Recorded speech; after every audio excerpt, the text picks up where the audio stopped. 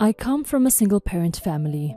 I have 3 siblings, 11, 13, and 15. Dad skipped out when my youngest sibling was 5 and pays child support, but he pays the bare minimum he can get away with and often skips payments. I'm 19 now, and from age 16, I got a job and began to split my wages into 5 equal parts and gave everyone a fifth. Me and my brothers used our part to buy stuff we wanted or go out with friends. I gave a fifth to Mom to help with household stuff, which didn't do a lot, but we were able to get treats for school lunch or a takeaway on a night she worked late. When I turned 18, I got into a university that offered me a bursary on top of my regular loans. But the uni was several hours away, so I ended up moving last September. I've not been sending money home at this time because despite the financial help I've been given and having gotten a job, it's still expensive to just live off the basics here, and I figure without paying for me, Mom is saving a decent amount. Every now and again, one of my siblings will message me and say, "Is there any way you could give me this amount so I can go out with friends or on a field trip or buy some new shoes?"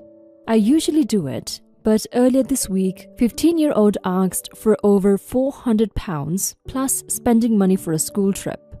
The money pays for the coach and ferry to another country, a shared hotel room for 4 nights, meals throughout the week, and various activities.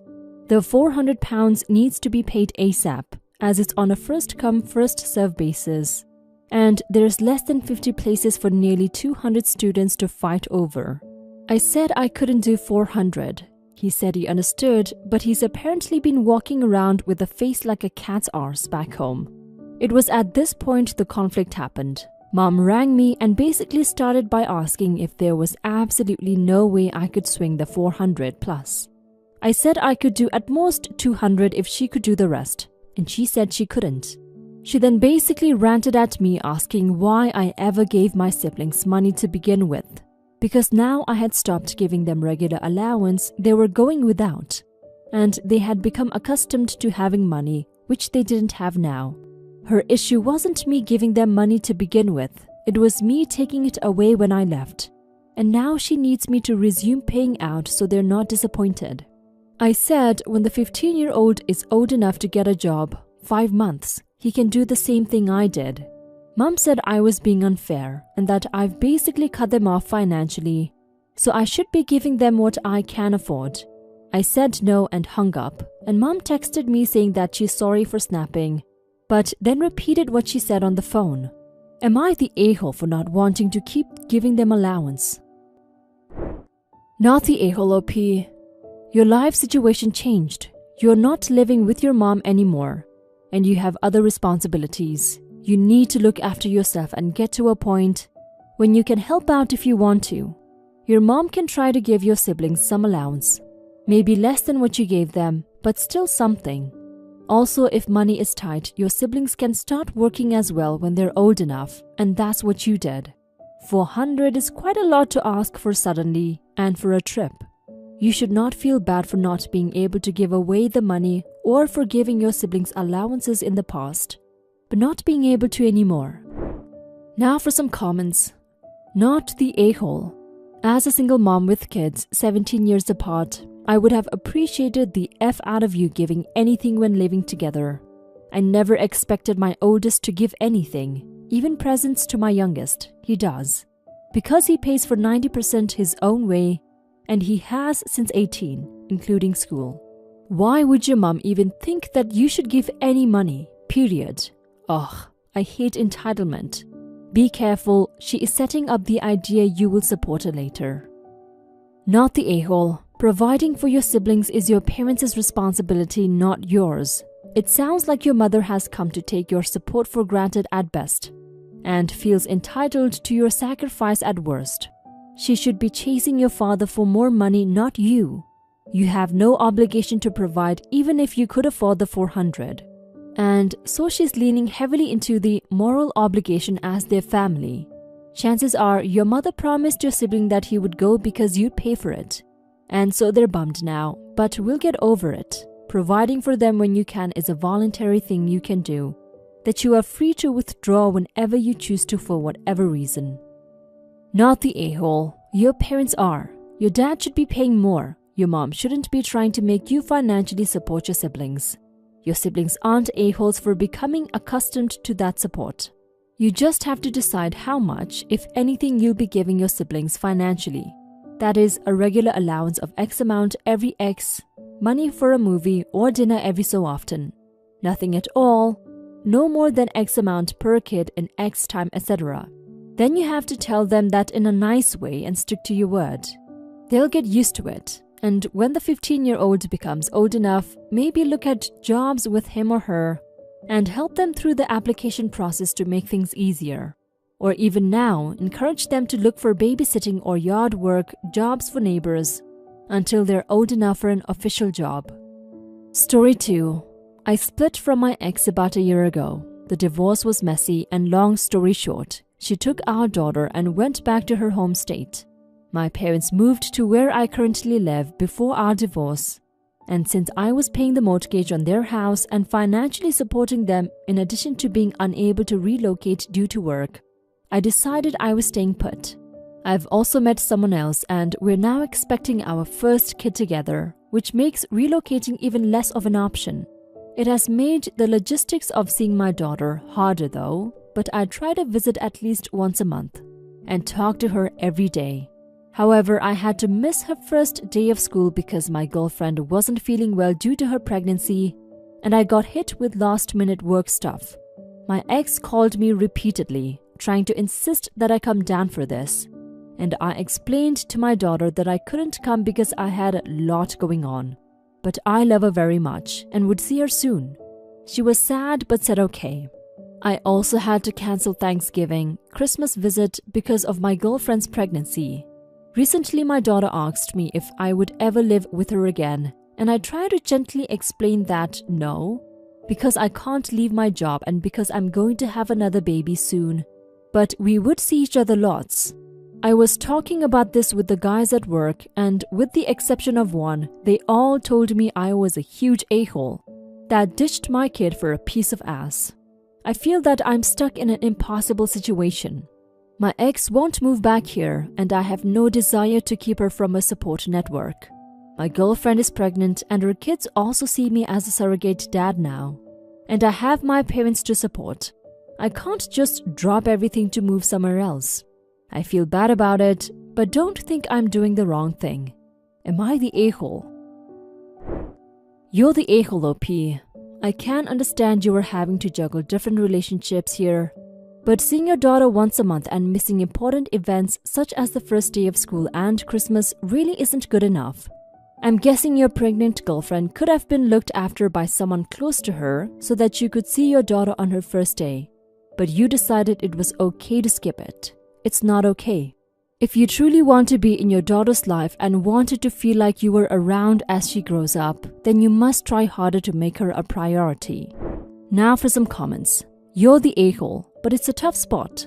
Your reasoning to not see your daughter because your new partner is pregnant doesn't hold much weight with me, and I'm certain it won't with your kid. It turns out that pregnant people can be left alone unattended. Your daughter is already hearing you prioritize the new baby over her. You couldn't give a Thanksgiving or Christmas? Really? You don't need to drop everything, but you need to reprioritize your daughter. You're the a-hole because of the excuses you make that send the message to your daughter that everything else takes priority over her. Work, your new girlfriend, her kids, your new baby, your parents. By verbalizing these things and not committing to your end of the bargain, you are setting her up to have a lot of resentment. Not just towards you, but your new family. It's not fair to be a surrogate dad to your girlfriend's kids when you aren't even being one to your own. You need to do better and make her a priority. You're the a-hole. You have repeatedly chosen your girlfriend and your work over your own child. You even seem to prioritize girlfriend's kids over your own child. Your daughter will remember every time you cancelled and didn't show up. I've seen it happen within my own family. This beautiful girl just turned 17 and barely even acknowledges her father anymore. He prioritizes his girlfriend and her kids over his own. Yes, he paid child support every month, but never attended school functions, cancelled on holidays, and missed every important event. His choices ruined their relationship. Story 3. Throwaway account because my partner is on Reddit. Background. My partner, 36 male, and I, 32 female, both moved to Boston for college and never left after graduation. We're both professionals established in our careers, are paying off our student loans, and love the companies we work for. Right now we live apart, but we're moving in together once our leases are up.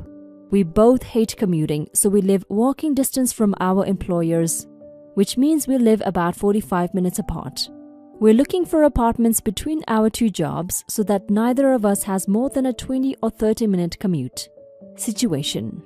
He makes twice what I make but pays about the same each month as me because my rent is about $100 more than his apartment. Because my apartment is bigger than his and our utility costs are similar, except he has cable TV and I don't. So we end up paying about the same amount each month. We decided that our price limit for rent is 150% what he is currently paying, but when we were talking about budgeting, he offhand said the price limit was great because we would both save about 25 to 30% a month on rent and utilities. That really hurt because we are partners and he makes twice what I do. So it's only fair that we share rent and utilities proportionally. I told him that because he makes twice what I make, that we should split rent and utilities 2/3, him and 1/3 me. He says that's not fair because I will be paying less rent than I'm now, but his rent will stay the same. But he makes twice what I do and his total costs aren't going up because his utility costs will go down and I'm happy to pay 1/3 of cable, which I wouldn't get for myself, so he'll still be saving about $100 a month on utilities. He still told me that wasn't fair and that fair would be to split rent and utilities 50-50. I think he saw how upset I was because he told me he would be willing to pay 2/3 of utilities and rent if we could live within walking distance from his work near where he lives now. But that doesn't seem fair because once our offices open back up, I'll be commuting 45 minutes each way every day, while he could come home for lunch. I told him that wasn't a compromise because we both have the same 24 hours in a day, so it's fair that we have similar commute times. He told me he didn't think it was fair that we would be splitting the use of the apartment and utilities, but that I want him to pay 2/3 of the cost. I can't seem to get him to understand that we are paying the same percentage of our incomes.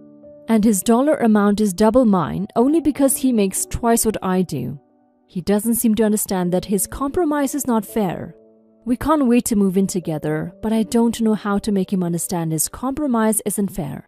Am I the a-hole for wanting to fairly share the rent and utilities and have a fair commute? Edit. We met 2 years ago, we're not married, no kids or pets. Now for some comments. I gotta say, you're the a-hole here. He was willing to compromise with you in order to get a shorter commute and you shot that down. You're being incredibly selfish. And if it's both of y'all's money, you seem to say as a partnership, it shouldn't matter if you pay 50-50. Is he going to hoard all of his money away from you? Are you going to have absolutely no money between the two of you? I doubt it. Be a good partner, either compromise with him or pay the 50-50. You're the a-hole. I don't believe you're being fair. His career choice should not come with a sign that says, please stick me with more than half the bills. If you're not able to afford an apartment in the neighborhoods, town or city you're looking in, why are you even looking there? Be an equal partner regardless of your income. Since after all, everyone should be treated as equals in a relationship. Look for a different location where you are both able to afford rent plus utilities 50-50. You're the a-hole. Don't know what planet you live on, but the cost of living is the cost of living. It doesn't fluctuate based on your income. Why the hell would you expect your boyfriend to do that? Plus, you are so entitled that you won't even be willing to accept his very generous compromise that he will do that for you if you allow him to live closer to his workplace. So that's like add 20 minutes to your daily commute in exchange for half of your living expenses. Betcha half the people who read this would jump on a deal like that with both feet.